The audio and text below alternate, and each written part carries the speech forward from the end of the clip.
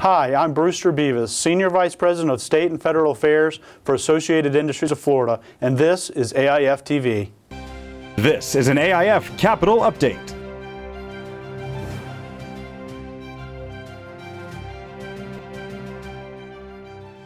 Here in Tallahassee, we have just wrapped up Week 7 of the 2013 legislative session.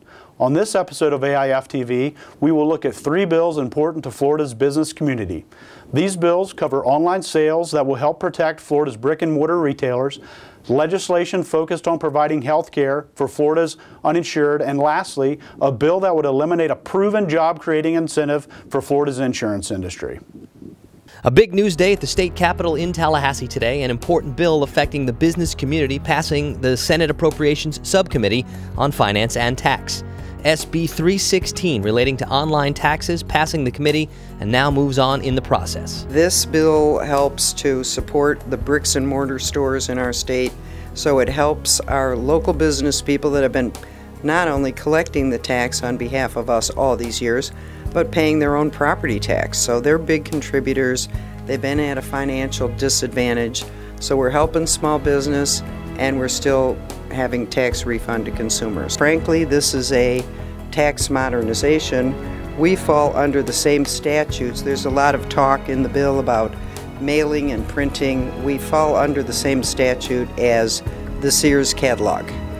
Because frankly, the internet was not invented when we wrote our tax code. So I am not thinking of this as any kind of tax increase. It's a tax modernization. AIF long supporting this important piece of legislation. This strengthens the enforcement of an already existing law requiring sales tax to be collected for certain items sold on the internet. AIF's Senior Vice President of State and Federal Affairs, Brewster Bevis, testifying in support of SB 316. AIF has had a long-standing position of standing with Florida's brick-and-mortar employers and, more importantly, their employees here in the state. For far too long, those businesses have been put at a competitive disadvantage to out-of-state online retailers with no physical footprint here in the state. We believe this bill will finally level the playing field for Florida's businesses, and we ask you to support it today. AIF TV will be there for the next stop of this important legislation. For more information on this bill and others affecting the business community, visit www.aif.com and click on the Daily Briefs tab. With legislation moving quickly through the process at the state capitol, business leaders are watching out for bills that would adversely affect the way they do business. AIF Senior Vice President for State and Federal Affairs Brewster Bevis opposed a bill in the Senate appropriations process that could slow job and industry growth in Florida. AIF opposes the mechanism in which you plan on recouping these fees.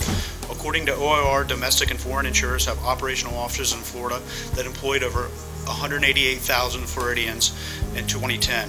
While many other sectors were shrinking in Florida, the insurance industry added thousands of jobs here in the state since 2008.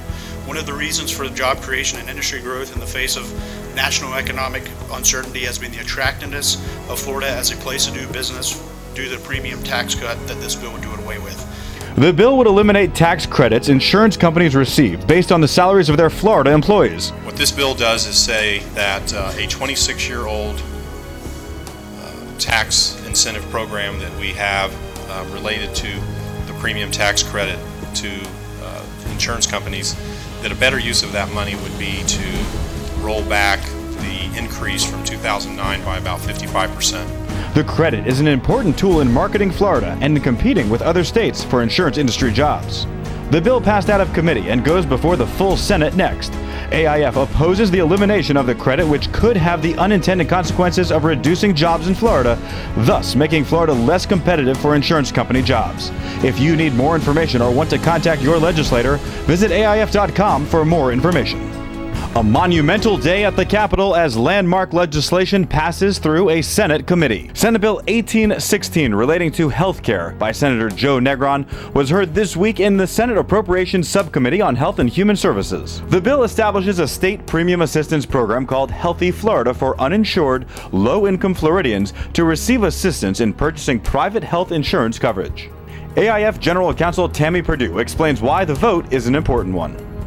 Well, Chairman Negron presented a healthcare proposal for the state of Florida that would provide additional coverage to about 1 million Floridians who don't have healthcare currently. The reason why that is important to Florida's employers, AIF members, is because right now the way our economy works is that those people get coverage in our emergency rooms, and because those people don't have health care coverage, ultimately the cost of that treatment being delivered to those people falls on the back of Florida's employers. The proposal would require the Agency for Healthcare Administration to submit a state plan amendment to the federal government for permission to use current federal Medicaid dollars to fund this new program.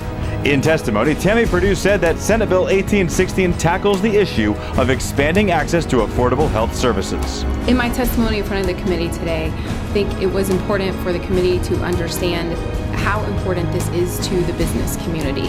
That while it is certainly important to a lot of individuals, a lot of Florida families around, that the economic impacts to businesses and therefore to the entire state are extraordinarily important. The Senate members on the committee agreed on AIF's position and urged passage of the bill. You heard testimony today that the business people in Florida today have paid well over $1 million a year, in